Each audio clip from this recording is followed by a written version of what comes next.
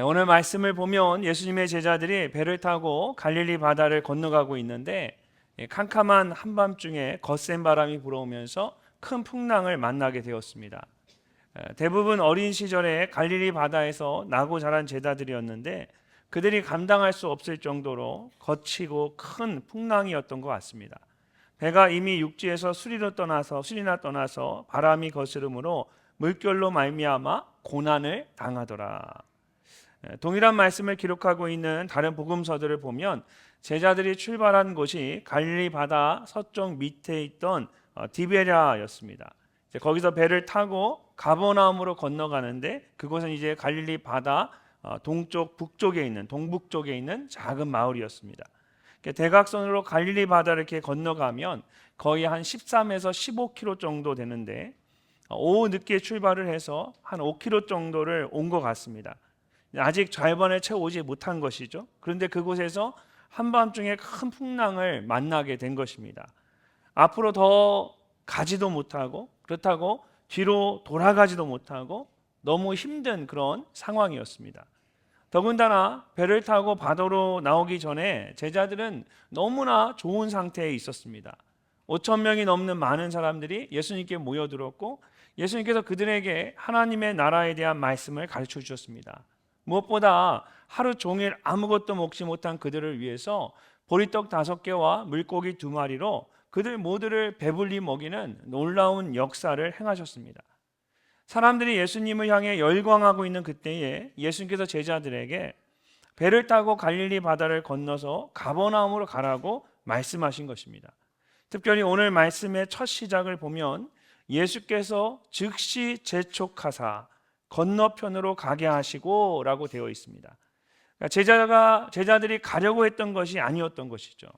그들은 그곳에 더 남아있고 싶었습니다. 그런데 예수님께서 그들을 재촉하셔서 배를 타고 갈릴리 바다를 건너가도록 하신 겁니다. 그래서 저녁이 지난 늦은 시간이었음에도 불구하고 어쩔 수 없이 예수님의 말씀을 따라서 갈릴리 바다로 나오게 되었습니다. 저도 갈릴리 바다를 직접 가봤는데요. 낮에는 이제 파도가 잔잔합니다. 근데 저녁이 지나서 밤이 되면 해가 지고 밤이 되면 갑자기 막 파도가 높아지기 시작합니다. 그러니까 물을 마셔보면 이렇게 입에 대보면 짜지 않아서 호수라고 해야 맞습니다. 그런데 해가 뜨고 지는 지평선이 있고 또 파도가 이렇게 치는 것을 보게 되면 바다라고 할 수밖에 없습니다. 분명히 호수는 분명한데 이건 호수라고 말할 수 없는 바다와 똑같습니다. 갈릴리 바다 앞에 있는 호텔에서 하루 숙박을 했는데 호텔 수영장이 이 갈릴리 바다와 이게 바로 연결이 되어 있습니다. 그렇다고 호화로운 그런 수영장은 아닙니다. 그냥 돌로 이렇게 라인을 만들어 놨던 것 같아요. 그래서 저녁에 그곳에서 이제 지사님 몇 분이 이렇게 수영을 하시는데 조금씩 이 파도가 거세지는 걸 이렇게 볼 수가 있었습니다. 그러니까 보통 사람들은 파도 때문에 조금도 그 안에서 앞으로 나아갈 수 없을 정도로 저녁이 되니까 점점 파도가 높아지기 시작합니다. 이 갈릴리 바다가 서쪽에는 지중해가 있고 또 동쪽에는 광야가 있습니다. 그래서 밤이 되면 지중해에서 불어오는 이 시원한 바람과 또 광야에서 산을 타고 넘어오는 뜨거운 바람이 이 갈릴리 바다 한가운데 서로 만나게 됩니다. 그러면서 순간적으로 이 바람이 서로 섞이면서 순간적으로 바람이 거세지고 거친 풍랑이 불어오기 시작하는 겁니다. 어려서부터 갈릴리 바다에서 자란 제자들이 여러분 그것을 몰랐을까요? 갈릴리의 특징을 잘 몰랐을까요? 밤에 갈릴리 바다에 나가는 것이 정말 위험하다는 것을 누구보다도 잘 알고 있었을 겁니다. 그런데도 예수님께서 말씀하셨기 때문에 그 말씀에 순종해서 그 늦은 시간에 갈릴리 바다로 나간 겁니다. 그런데 결국 바다를 절반도 넘어가지 못한 상태에서 큰 풍랑을 만나게 되었습니다. 얼마나 속이 상하고 낙심이 되었겠습니까? 그런데 그것이 끝이 아니었습니다. 이게 뭐지? 라는 생각에 어떻게 할지 몰라서 당황하고 있는데 갑자기 바다 위로 뭔가 이 시커먼 것이 걸어오는 겁니다. 얼마나 무서웠을까요? 26절 말씀을 보니까 이렇게 말씀하십니다.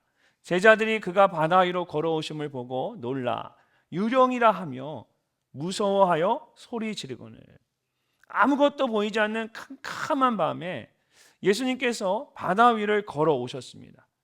예수님일 것이라고 전혀 생각하지 못했던 제자들은 너무 놀라서 유령인지 알고 무서워서 소리를 질렀습니다. 여러분이라면 어떻겠습니까? 정말 무섭지 않겠습니까? 제가 미국에 있을 때 교회 어르신들을 모시고 크루즈를 탄 적이 있습니다. 이 크루즈는 어르신들이 참 좋아하세요. 왜냐하면 차를 타거나 걸어 다닐 이유가 없습니다. 배 안에 있으면 먹을 것과 관광이 다 해결이 됩니다. 밤에 자고 있으면 다음 관광지에 세워주면 잠깐 내려서 보고 들어오시면 되고, 또 배 안에 유람선 안에 먹을 것이 하루 종일 있습니다. 어르신들이 참 좋아해요. 그래서 제가 어르신들 모시고 같이 크루즈를 한번 타본 적이 있는데 망망대해 한밤중에 나가 보니까요 너무 무서운 거예요. 얼마나 깜깜한지 당연히 깜깜하겠죠. 달도 다 가려지고 그런 밤에는 어디가 바다인지 어디가 밤인지 분간이 되지 않습니다. 그냥 정말 칠흑 같은 어둠이에요. 여러분, 그런 깜깜한 밤에 바다 한가운데서 아무것도 보이지 않는 그 바다 위에 내가 이렇게 떠 있는데 갑자기 바다 위로 저기서 무언가 이렇게 툭툭툭 툭 걸어온다. 한번 생각해 보세요. 얼마나 무섭고 두려운 일입니까? 근데 여러분의 인생 가운데도 그렇게 무섭고 두려운 때가 있지 않으십니까? 수능을 앞둔 수험생들에게 지금이 바로 그런 순간일 것 같습니다. 공부를 해야 한다고 해서 하기는 했는데 목표한 곳까지 아직 가지는 못한 것 같고, 시험은 다가오고 뒤로 돌리자니 돌릴 수도 없고, 여러 가지 생각들이 머리에 복잡해지는 거죠. 혹시라도 사고를 당하면 어떨까? 어떻게 될까? 감기에 걸리면 어떻게 될까? 혹시 답을 한 칸씩 밀려서 쓰면 어떡할까? 잘못 수능 당일날 늦게 일어나면 어떡할까? 별별 생각들이 다 나고 그 수능일만 생각하니까 두려운 거죠. 시간이 계속 흘러가서 이제 수능 시험이 코앞인데 2주 남았거든요. 11월 14일이 수능 시험입니다. 아무것도 이제 보이지 않는 것 같습니다. 설상가상으로 이런저런 생각들이 몰려와서 내 마음을 무섭고 두렵게 만듭니다. 이 두려운 마음을 어떻게 할까요? 오늘 말씀을 보면 두려워하는 제자들에게 예수님이 이렇게 말씀하십니다. 예수께서 이르시되 안심하라. 나니 두려워하지 말라. 도대체 믿음이 좋은 분들은 아멘 하시는데 도대체 어떻게 두려워하지 말고 안심하라는 걸까요? 우리 수능생들 여러분 안심이 돼요? 하나도 안 두렵습니까? 엄청난 믿음을 가지신 분들인 것 같아요. 어떻게 이렇게 두렵지 않고 안심할 수 있을까요? 오늘 말씀을 보면 제자들이 잊고 있었던 중요한 것들이 있었습니다. 어떻게 보면 예수님께서 그것을 가르쳐 주기 위해서 제자들을 그 밤에 바다로 내모셨던 것 같습니다. 그렇다면 예수님의 말씀처럼 풍랑이는 바다 한가운데서 두려워하지 않고 안심하기 위해서 우리가 꼭 기억해야 할 것이 무엇일까요? 먼저는 예수님께서 나와 함께 계신다라는 것입니다. 예수님께서 나와 함께 계십니다. 캄캄한 밤에 큰 풍랑이 불어오기 시작하면 우리는 우리 곁에 아무도 없는 것처럼 느끼곤 합니다. 캄캄한 밤이 두려운 것이 아니라 어쩌면 홀로 버려진 것이 가장 두려운 것일 수도 있습니다. 예수님의 제자들도 마찬가지였을 겁니다. 조금 전까지 많은 사람들과 함께 있었는데 바다로 나오니까 아무도 없는 겁니다. 웬일인지 늘 함께 계셨던 예수님도 이번에는 함께 오지 않으시고 자신들만 가라고 말씀하셨습니다. 그렇게 자신들 외에는 아무도 없는 그런 바다 한가운데서 큰 풍랑을 만나게 된 것입니다. 또한 예수님께서 바다 위를 걸어오실 때에 제자들이 그것을 보고 유령이라고 소리친 것을 보면 아무도 예수님께서 중간에 자신들을 찾아오실 것이라고 생각하지 못했던 것 같습니다. 그러니까 더 두렵고 무서웠던 것이죠. 근데 사실은 그렇지 않았습니다. 예수님께서는 제자들만 홀로 두신 적이 한 번도 없으셨습니다. 23절 말씀을 보면 무리를 보내신 후에 기도하러 따로 산에 올라가시니라고 합니다. 제자들을 먼저 보내신 후에 예수님께서 산 위에 올라가셔서 기도하기 시작했습니다. 근데 동일한 말씀이 기록되어 있는 마가복음 6장을 보니까 이런 말씀이 나옵니다. 바람이 거스름으로 제자들이 힘겹게 노젓는 것을 보시고 밤 사경쯤에 바다 위로 걸어서 그들에게 오사. 기도하기 위해서 산 위에 올라가신 예수님께서 여러분 무엇을 보고 계셨습니까? 바람이 강하게 불어오는 것을 보고 제자들을 바라보고 계셨습니다. 바다 위에 있는 배 안에 제자들과 함께 있지는 않으셨지만 산 위에서 기도하면서 제자들이 힘겹게 노를 젓고 있는 것을 계속해서 지켜보고 계셨던 겁니다. 밤 사경쯤이라는 말은 우리 시간으로 하면 새벽 3시에서 6시 사이를 말합니다. 그래서 세번역 성경에는 이른 새벽에 라고 되어 있고 현대인의 성경에는 새벽 4시쯤이라고 되어 있습니다. 예수님께서 밤새도록 기도하시면서 제자들을 바라보고 계셨던 겁니다. 그래서 시편 139편을 보면 다윗이 여호와여 주께서 나를 살펴보셨으므로 나를 아시나이다 라고 하면서 하나님에 대해 이렇게 고백을 합니다. 시편 139편 8절부터 10절까지의 말씀 우리 함께 한번 읽어보도록 하겠습니다. 내가 하늘에 올라갈지라도 거기 계시며 스올에 내 자리를 펼지라도 거기 계시니이다. 내가 새벽 날개를 치며 바다 끝에 가서 거주할지라도 거기서도 주의 손이 나를 인도하시며 주의 오른손이 나를 붙드시리이다.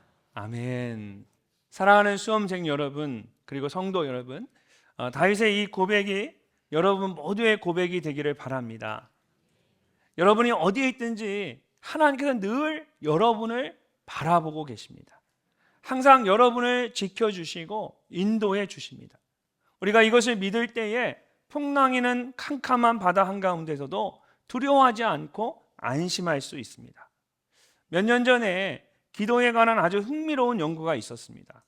중보기도에 대한 훈련을 받고 있던 한 그룹이 있었는데 그들에게 각자 1년 동안 그 지역에 있는 130명의 목회자들 중에 한 명씩을 정해서 매일 15분씩 중보기도를 하도록 한 것입니다. 그렇게 1년간 매일 계속해서 기도한 후에 그들은 그 결과를 이렇게 발표했습니다. 89%, 무려 89%의 목회자가 중보기도로 그들의 삶과 사역의 효율성에 긍정적인 변화가 나타났다. 89%의 목회자가 기도의 힘을 얻었다라는 거예요. 근데 이 연구에서 아주 중요한 것이 하나 더 있었습니다. 매일 기도하는 것이 주나 월 단위로 기도하는 것보다 훨씬 더 효과적이었다라는 것입니다. 기도가 많아질수록 그 능력이 더 크게 나타났다라는 것입니다. 기도가 있는 곳에는 반드시 하나님의 임재하심이 있기 때문입니다.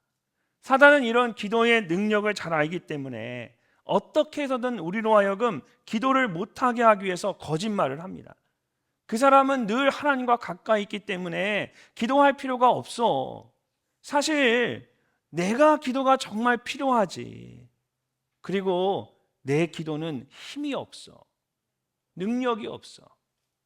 사단은 이런 식으로 우리에게 거짓된 생각을 집어넣어서 기도하지 못하도록 만듭니다. 근데 이것은 사단의 거짓말입니다.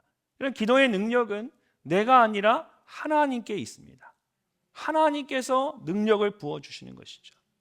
매일 누군가를 위하여 중보하며 기도할 때 그 기도가 그 사람의 인생 가운데 선한 영향력을 준다라는 것을 여러분 믿으시기를 바랍니다.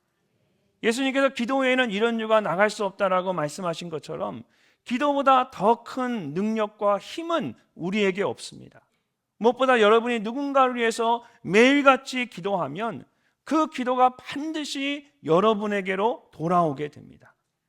그러므로 우리는 서로를 사랑할 수 있는 최고의 방법 중에 하나는 서로를 위해 기도하는 것입니다. 그리고 그런 기도 중에 가장 강력한 기도는 예수님께서 제자들을 위해 기도하셨던 것처럼 부모가 자녀를 위해 기도하는 것입니다. 과거에 주중 대사와 통일부 장관을 지냈던 김하중 장로님, 김하동 장로님이 아니고 김하중 장로님이 쓰신 하나님의 대사라는 책에 보면 어머니의 기도에 대한 간증이 나옵니다. 이 장로님은 어머니께서 42살에 낳은 늦둥이였습니다. 지금은 그럴 수 있다고 생각하지만 예전에는 정말 이 42살에 40이 넘은 나이에 아이를 낳으면 굉장히 부끄럽고 정말 늦둥이였죠. 어머니는 그런 아들을 위해서 새벽마다 기도의 제단을 쌓으셨습니다. 근데 그 어머니가 살아계셨을 때에 사실 이 장로님은 예수님을 떠나 있었습니다. 신실하신 어머니의 영향으로 고등학교 때까지는 간간히 교회에 다녔었는데 대학에 입학하면서 교회의 발을 끊었던 것입니다. 그러다가 하나님의 은혜로 회심을 하게 되고 예수님을 온전히 믿게 되었습니다. 그 후에 청와대 근무를 하며 점차 믿음이 깊어졌습니다. 그리고 그전에는 전혀 알지 못했던 크고 비밀한 일들을 경험하면서 하나님을 깊이 체험하고 알게 되었습니다. 한 번은 세계적으로 유명한 한 중보기도 사역자와 함께 식사를 이렇게 할 기회가 있었습니다. 근데 그분이 갑자기 이런 질문을 하는 거예요. 어머님이 살아계십니까? 돌아가셨습니다. 언제 돌아가셨습니까? 15년 전에 돌아가셨습니다. 그러자 그분이 이렇게 말했다고 합니다. 당신의 어머니께서 당신을 위해서 얼마나 기도를 많이 했는지 지난 15년 동안 하나님께서 그 기도에 다 응답하셨습니다. 근데 중요한 것은 앞으로도 응답받을 기도가 많이 남아 있다는 것입니다.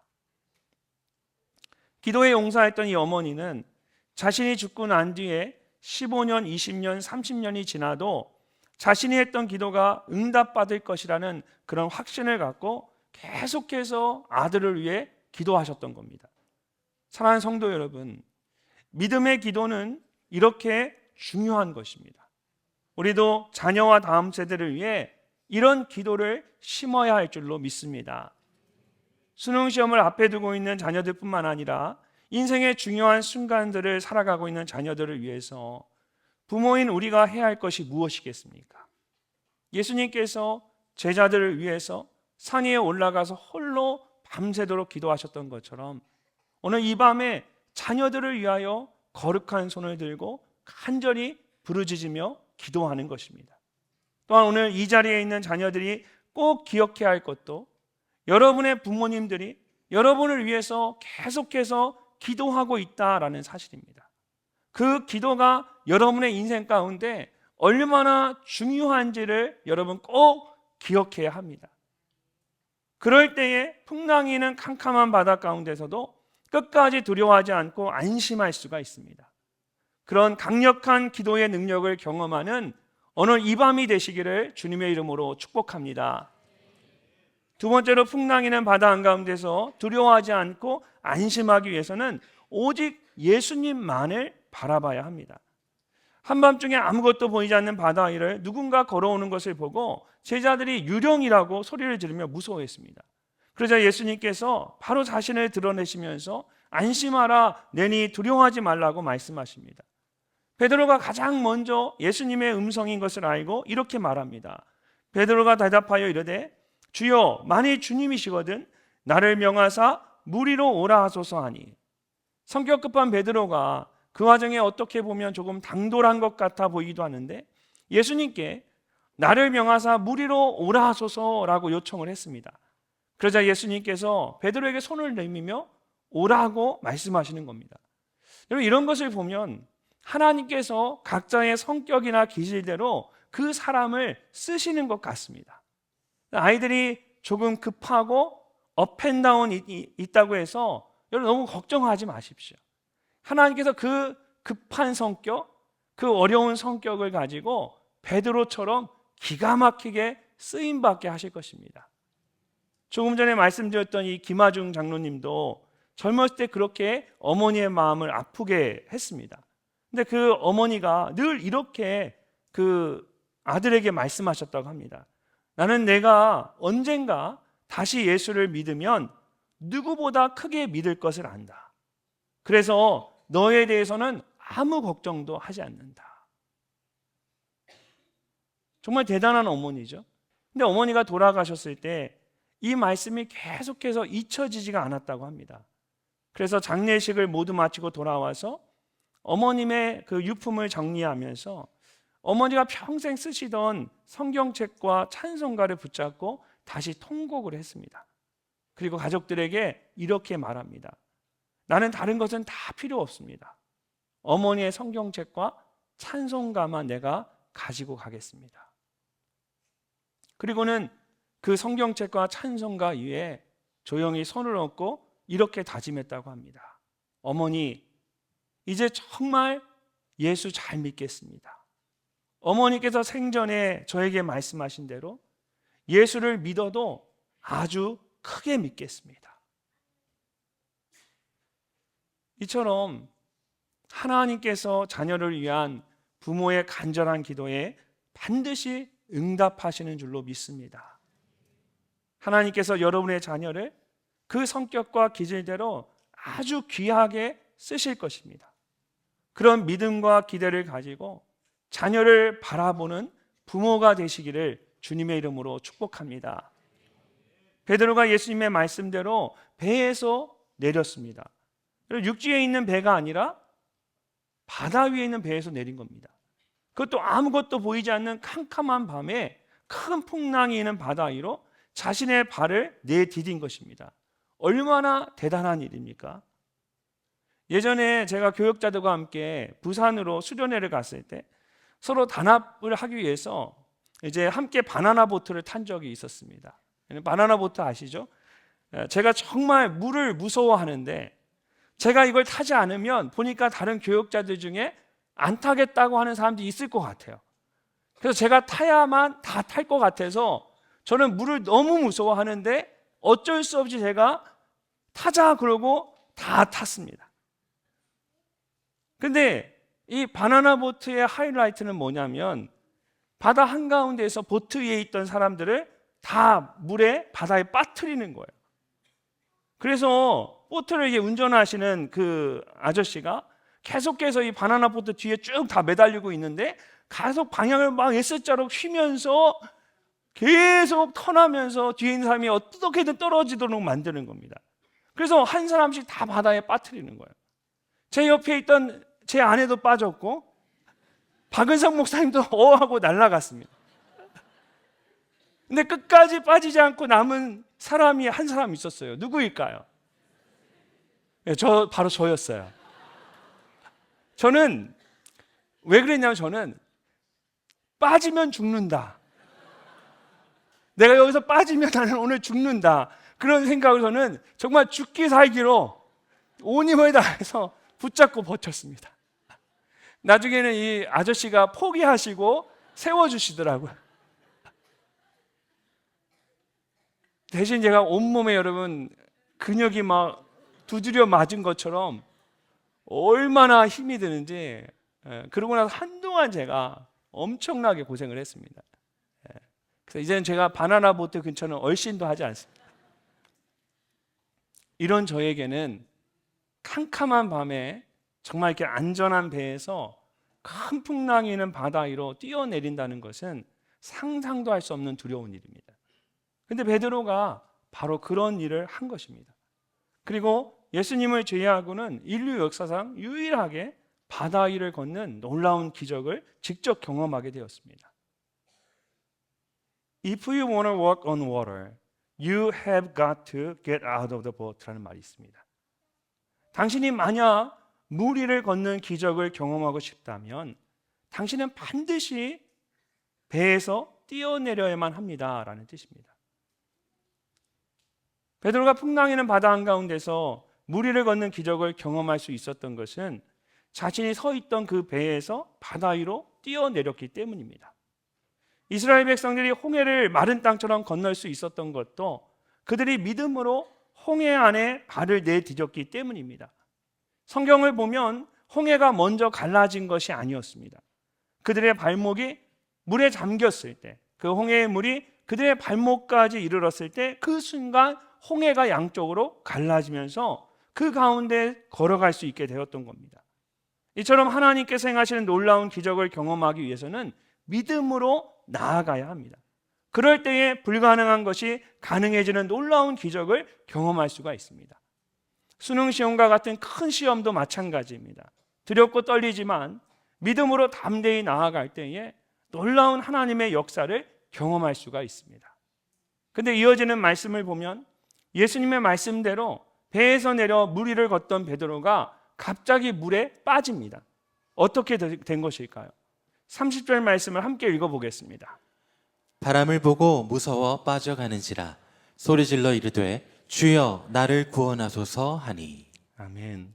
캄캄한 밤에 큰 풍랑이 불어오면 배 안에서도 무서워할 수밖에 없습니다. 근데 베드로는 아무것도 없이 오직 예수님의 말씀만 붙잡고 풍랑이는 바다 위로 뛰어내렸습니다. 엄청난 믿음입니다.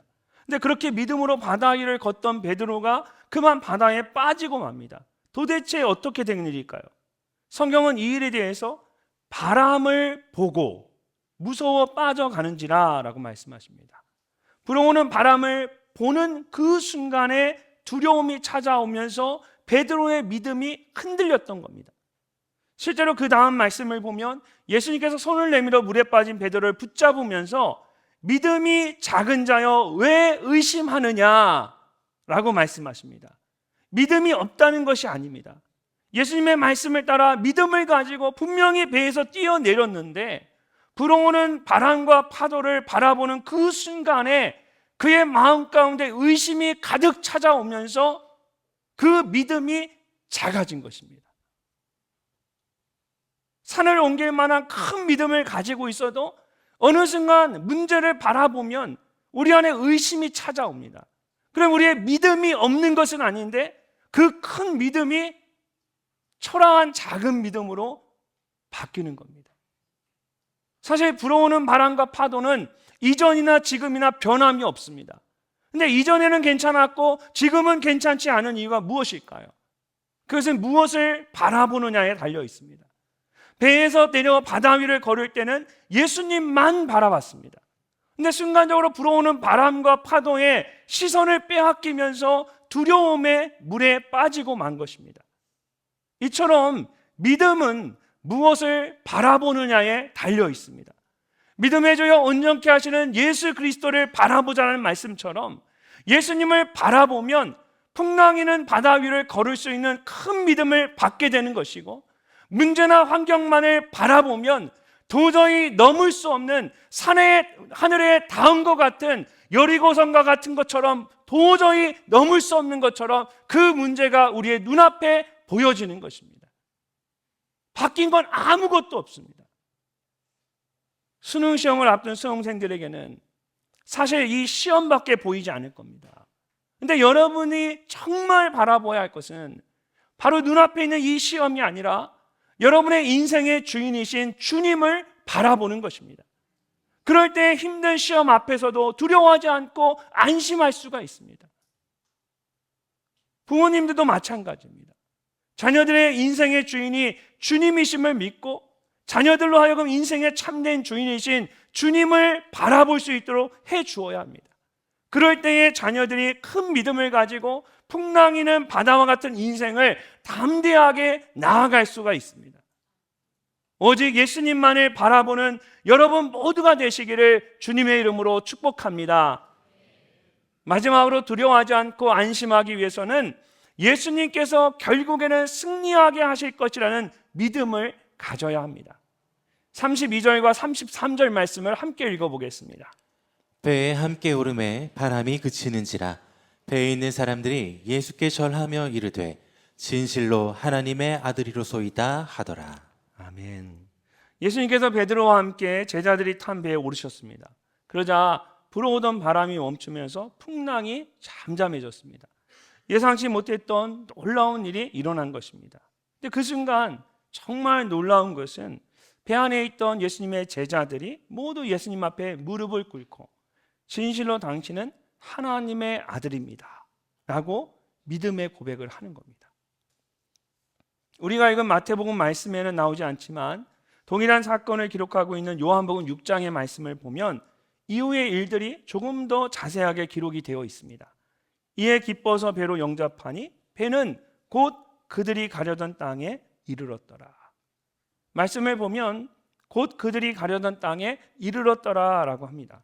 밤새도록 노를 저었음에도 불구하고 바람과 풍랑 때문에 그들이 탄 배가 목적지까지 절반도 채 가지 못했습니다. 근데 예수님께서 그들이 탄 배에 올라타자마자 곧 그 순간에 immediately 그들이 가려고 했던 그곳에 도착을 하게 된 것입니다. 이처럼 너무 힘들어서 도저히 못할 것 같은데 예수님께서 그런 상황 가운데 들어오시면 그 순간 모든 문제가 해결이 되는 것을 경험할 수가 있습니다.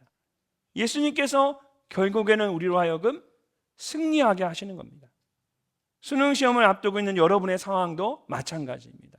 너무 힘든 것 같지만 여러분 안에, 그 시험 안에, 인생 안에 예수님을 모셔드리면 예수님께서 결국은 여러분으로 하여금 승리하게 하시는 겁니다. 진실로 하나님의 아들이십니다라고 믿음으로 고백하게 하시고 목표로 하는 그곳에 이끌어 주실 것입니다. 예수님에 대한 그런 믿음과 기대가 우리에게 있어야만 합니다. 지난 주일에 한 젊은 부부가 기도를 받기 위해서 찾아왔습니다. 청년대부터 예배를 드리는 모습이 너무 이뻐서 늘 기대가 되는 그런 귀한 그런 부부였습니다. 근데 이제 결혼을 해서 출산을 앞두고 기도를 받으러 온 겁니다. 얼마나 기쁘던지 정말 기쁨으로 축복하며 기도했습니다. 그렇게 기도를 받고 이제 나가는데 갑자기 이 형제가, 목사님, 제가 개인적인 기도 제목이 있는데 부탁을 좀 드려도 될까요? 라고 묻는 거예요. 그래서 제가 어떤 기도 제목이냐라고 물었어요. 근데 그 형제가 이렇게 말하는 겁니다. 제가 얼마 전에 회사에서 승진을 했습니다. 너무 좋은 일이잖아요. 아직 나이가 젊은데 의외로 승진을 한 겁니다. 근데 최근에 직장 동료가 저를 회사 내 갑질로 신고를 했습니다.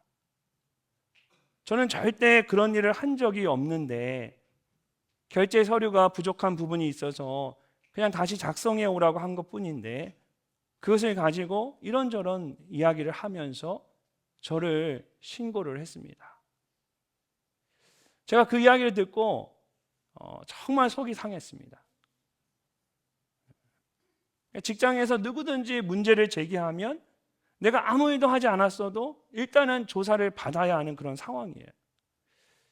그러면서 그 형제의 승진을 못마땅하게 생각했던 그런 사람들이 한마디씩 하는 겁니다. 내가 그럴 줄 알았다. 젊은 사람이 너무 높이 올라가더니 잘 됐다. 사람들의 말에 너무 억울하고 힘들어서 저에게 기도를 부탁을 했습니다. 이야기를 모두 듣고 제가 그 형제를 바라보며 이렇게 말했어요. 얼마나 억울하고 답답합니까?